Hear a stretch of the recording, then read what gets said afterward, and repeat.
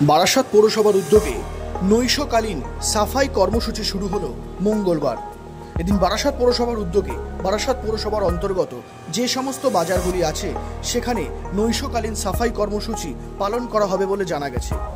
এদিনের এই সাফাই কর্মসূচিতে উপস্থিত ছিলেন বারাসাত পৌরসভার পৌর পরিষদ সদস্য সৌমেন আচার্য ও বারাসাত পৌরসভার আধিকারিকেরা। এদিন ওই নৈশকালীন সাফাই কর্মসূচি নিয়ে বারাসাত পুরসভার পুর পরিষদ সৌমেন আচার্য জানান, মিশন নির্মল বাংলা আমাদের মাননীয় মুখ্যমন্ত্রী আমাদের নির্দেশ দিয়েছে। আমরা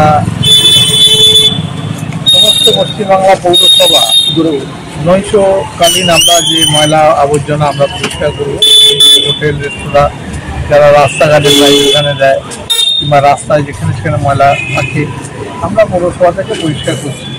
এখানে আমাদের অফিসের সমস্ত বড়বাবু আছে, আমাদের মনা আছেন, আমাদের ডিপার্টমেন্টের দায়িত্বে আছে, চেয়ারম্যান স্যার সচিব আছে, শুভ চেয়ারম্যান কিছুক্ষণ আগে চলে গেলেন এখানে। এই পরিষ্কার করা আমরা শনিবার থেকে চালু করে দিই, লাগাতার এটা ডে নাইট মানুষকে পরিষেবা। ব্যুরো রিপোর্ট, নজরে বাংলা।